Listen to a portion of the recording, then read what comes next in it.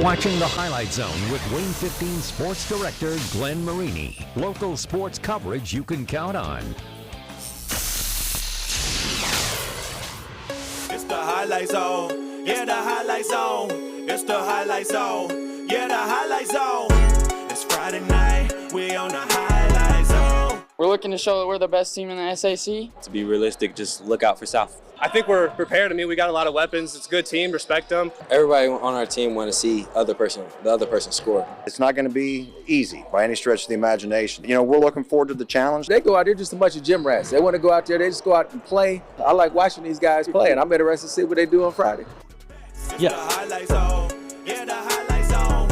It's the Highlight Zone. Yeah, the Highlight Zone. I guess there was a football game today? I'm not sure. We're talking hoops, man. After a holiday hiatus, the Highlight Zone is back in a big way. Right at 25 local games to get to tonight, including a full slate of doubleheaders in the SAC. That's where we tip things off with Josh Ayen, who joins us now with your Highlight Zone Game of the Week. Josh. Who needs that fool's ball when you got basketball anyway? Hey, when it comes to boys basketball in this area, nobody's been more superior than Southside. Yeah, the Archers 12-0, and it's their best start to a season since the 1966-67 campaign. But hey, don't forget about those Spartans, though. Homestead's not too shabby either. Chris Johnson's team is ranked 13th in the state with a 7-2 record. Homestead at Southside. It is your Highlight Zone Game of the Week. Let's go to Don Riker Gymnasium. We've got first place in the SAC on the line. Homestead has got a 2-0 record in conference play. Southside with a 3-0 record. And in the first quarter, the Archers living up to their billing. It is a bullseye from Joshua Sandoval to tie this game at 8 apiece. But on the other end, we're going to have ourselves a little Mac attack. Yeah, Mac Welker throwing down the gauntlet as he finishes with 15 in Homestead. He's got a 17-13 lead after one. Even Southside fans thinking that dunk was pretty impressive. Second quarter, that is Jake Kuhlman with the and one, and that helps Chris Johnson's crew take a 35-25 lead at halftime. Third quarter, though, check out Jarius Timberlake Johnson. JTT jamming at home as he is trying to chip into that deficit. That rocks the house for now until Jake Kuhlman deals a silencer to help Homestead take a 52-39 lead at the end of the third quarter. But hey, credit to Southside though. This Archers team battling all 32 minutes. That's KJ Alexander with the steal and the score. He finishes with 14, but man, the coolest man in the gym, you already seen him once or twice. Jake Kuhlman, a team high 27 points. And Southside's unbeaten no more as the Archers fall to Homestead 67-59. I think just persistence. There was definitely a lot of mistakes in this game. Some things we can work on, but at the end of the day, our guys, just everyone stepped up and fought through, and we played a good basketball game for 32 minutes. It's big for us, all the work that we're putting in is starting to show off. I mean, we got 2 tough losses on the season already. You know, we're just looking to build off those and continuing to get better. That's a good ball club. You know, JJ's got them playing extremely well. They're playing together. They trust one another. So to come in here and get a victory, I will take it. Next up, Southside is going to host Marion on Saturday. Then they will be at Concordia on Friday. Homestead will be at Blackhawk on Tuesday. Then they host Snyder next Friday. Glenn, it's all you. All right, speaking of Snyder, the Panthers, better than their record of 6-5 would suggest, I would think. We take a look as they took on Northwhoop at Kilmer Court, and Xavier Wilson X marks the spot as Snyder up by 4 in the first quarter. Here comes Anthony Barnes. Man, you know he wanted to win this one. He gets the bucket down low for the guys in orange, but here comes Snyder, and they play above the rim. At least Lane Patterson does. How many jams have we seen on the Highlight Zone from him over the years? He hammers one home. Snyder up by 2, and then the second quarter you're going to see Trell Hogue, the standout junior for the Panthers, bury one from deep as Snyder wins this one against the Bruins 67-55. 3-time defending SAC champ Wayne at home against Northside, taking on a team looking for their 3rd win in a row, and we pick it up in the first. Tyree Eldridge with the lay-in. The Generals jump out to a 14-2 lead. Here comes North, though. It's Andrew Upton splashing with that lefty stroke right there, but LaShawn Green was on fire early. Green with a pull-up. He nails the jumper.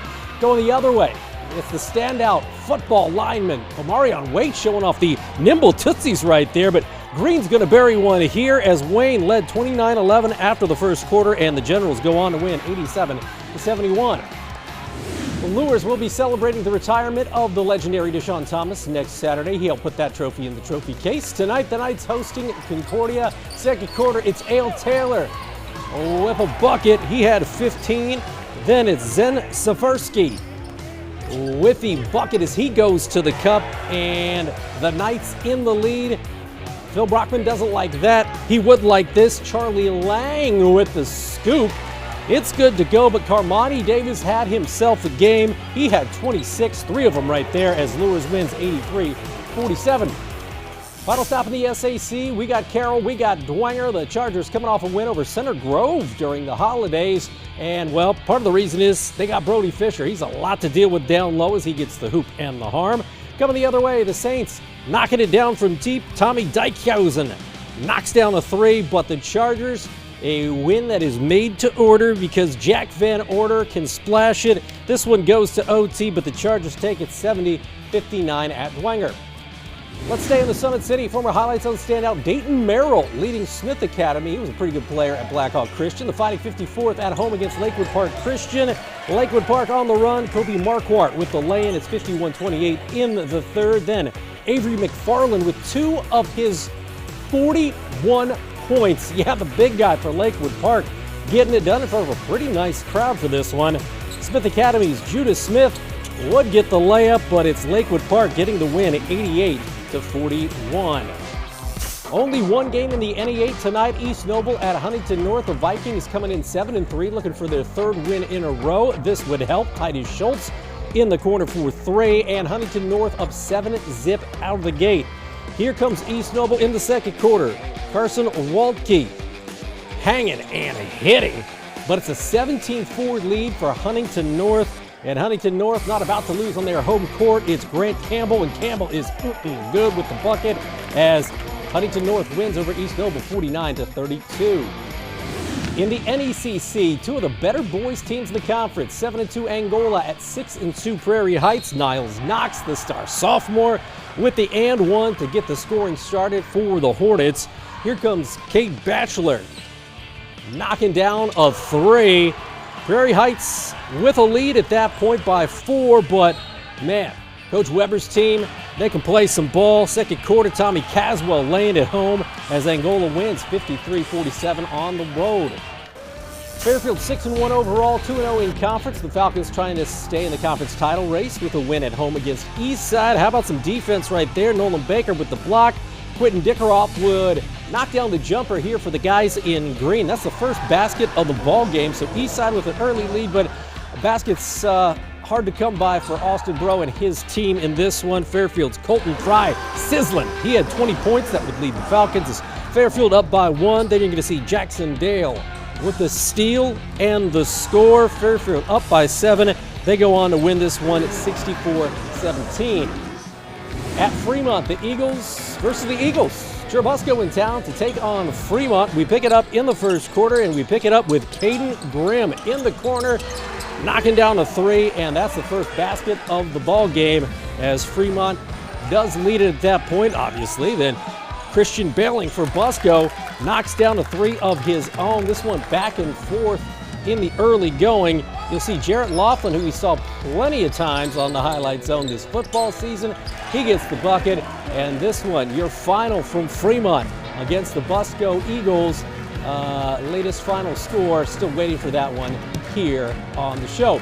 Hey, in the NLC, Warsaw at Northridge, the Raiders having a great season at 9-1. They're ranked 10th in the state. First quarter action, you're going to see Brady Scholl, 6'7" senior, 220 pounds. He's a lot to deal with down low. He gets the bucket, and Northridge up 11-4. But here comes Warsaw. Maiden Berger. This Berger says, supersize me. He's having a great season. 12 points to lead Warsaw in this one, but it wouldn't be enough because Mr. Scholl had 23, including 2 there, as Warsaw falls at Northridge 48-30. At Wawasee, the Warriors hosting Northwood. Under a minute left in the second overtime, tied at 29. This is Colin Edwards for Northwood with the bucket, and the Panthers take a 31-29 lead. Fast forward to just a few seconds left. It's now 32-30 Northwood. Wawasee, a chance to win it at the buzzer, but it's just off as Northwood wins a double OT over Wawasee, by a final of 32-30. Well, that does it for the guys, but what about the gals tonight? A big one in the NE8 as Norwell ranked 8th in the state in 4A, traveling to 13-3 Leo. Well, in Decatur, 3A number 4 Belmont, hosting 3A number 14 Columbia City. We got all that and more. Plus, in the SAC, Homestead, Snyder, Northrop, all coming in tied for the conference lead. But it wouldn't stay that way as the Panthers hosted the Bruins.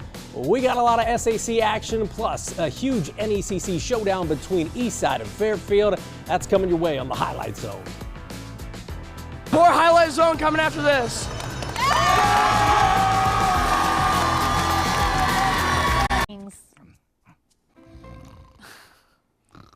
Every single time.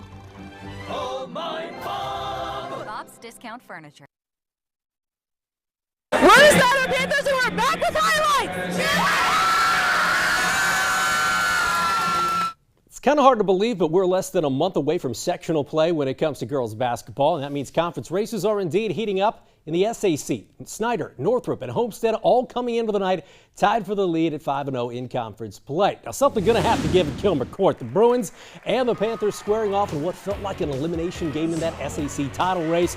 First quarter action, Swin Jackson. Good to see that ankle is healthy. She nails the three. That's the first basket of the ball game. And speaking of standouts for both of these two teams, Janaea Cooper, a sophomore, already has an offer from Notre Dame. She shows you why. And it's Snyder up by 4 in the first. Here comes Marion Wiss with a bucket for Coach Katie Jackson and the Bruins, who kept this one real close. But in the end, it's Snyder coming up with the victory. You'll see Gracie Smith going to the rack for a bucket here. Snyder wins it by 1, 49-48. It shows that we're able to finish games, even if we're down. It shows we're able to keep our composure, come back, be able to stay out of our heads, play for each other, play with each other, not playing against each other, and to play against the other team. They continue to build in chemistry, continue to play in good teams like this. Next week we got a tough one against Homestead. That's probably going to determine who wins the SAC. Big Reg probably right. Homestead looking to keep pace in that SAC title race. Spartans at Southside. Homestead ranked 4th this week in the 4A state poll, and part of it is their defense. Eva Scarberry with the pilfer and the pair, and Homestead led in the first quarter, in the second quarter, I should say, 25-9. Then it's Maya Epps kicking it to Carly Mollering. She knocks down the three, 32-11. Britannia Dietrich Williams, she had 12 to lead Southside, but it would not be enough as Homestead rolls 86-22. Carroll on a hot streak over the holidays. The Saints looking for their 5th win in the last 6 games. Carroll at Dwenger charges Megan Lanning. She was throwing them in tonight. She had 17 points. Later, Claire Shortgen with a bucket as she would lead Bishop Dwenger with 11 points. But Lily George going to play college ball at Huntington University, and this Forrester helps chop down the Dwenger Saints. 58-30. Chargers win. Lures won the 2A state title 2 seasons ago. It was pink out night as the Knights at home against Concordia, Gloria Headkey. One of those youngsters for Concordia knocking down the three. Then it's Olivia Bollinger with 3 of her 18. Cadets leading early, but on their home court, Bishop Lures would not be denied and youth would be served. It's the freshman Harvest Green with the layup, and Lures goes on to win this one by a final of 58-51. In the NE8, Norwell at Leo earlier this week. Lion senior Leah Chappelle becoming the 5th girls player in Leo history to score 1,000 career points. And how apropos is this? The first basket of the game goes to Leah Chappelle. Now, she's going to play college softball at Ferris State, but one heck of a hooper as well. Vanessa Rossworm coming the other way, an Indiana All-Star candidate. You saw her hit the 3. Then it's Ashley Waldman doing the same. And Norwell takes care of business at Leo, 79-30 your final. At the TP Indicator, 2 ranked teams in 3A squaring off. We got number 4 Belmont hosting number 14 Columbia City. Second quarter, Annalie Krukerberg with a nice look to Ashley Blakey for 2. And Columbia City, though, up by 2 at that point, 16-14. Here comes Columbia City on the offensive side. Tora Holler. Holler if you hear me. A little stop and pop. The Eagles up by 3, but Belmont getting it done with the Blakeys. How about Marianne Blakey this time with the bucket, and Belmont wins a good one over Columbia City, 49-40 at the TP. Coach Mark Pixley, he won a state title at Bishop Luers, now in year 1 at DeKalb. Pixley and the Barons facing New Haven at Armstrong Arena. This is Abby Harris for Thray and DeKalb up in the third quarter by 26. Alana Webb working it. New Haven's all-time leading scorer with the stick back. You're going to see Kyla Gendelin with a bucket right there. And DeKalb, man, just too much against New Haven. 62-27 the final at Armstrong Arena. Let's go to the ACAC. Adams Central and Heritage squaring off at the Hangar down in Monroe. The Patriots coming off a win over Northside first quarter. Ava Stafford driving, Ava Stafford scoring, and the Jets up by 13 in the first. It was 15-2. Second quarter action, Elaine Bickle stepping out, nobody's on her. She drills the three at the Hangar, but it's a 20-7 ball game. And then you're going to see, well, the biggest bucket of the night. This is Kate Fisher. This three makes her the all-time three-point leader in Adams Central girls basketball history. And Adams Central goes on to roll 55-24. In the NECC, huge game in Goshen. Eastside 6-0 in conference. Fairfield right behind the Blazers at 5-1. Third quarter, Fairfield taking control. Macy Workman off the nice feed, and it's a 32-18 Fairfield lead. Mike Lordy does not like that. He would like this. Lucy Kitchen cooking up something as Kitchen drills the three, but Fairfield would take control late in the third. Eva Herbert kicks it to Delaney Garrett for three. Fairfield up 17 at that point, and Fairfield knocks off Eastside 62-45. It means a lot. You know, they beat us the last 3 times that we've played them. And so I think that we just wanted to get a little revenge, and we prepared really well for this. So just coming out strong, we knew what to expect, and yeah.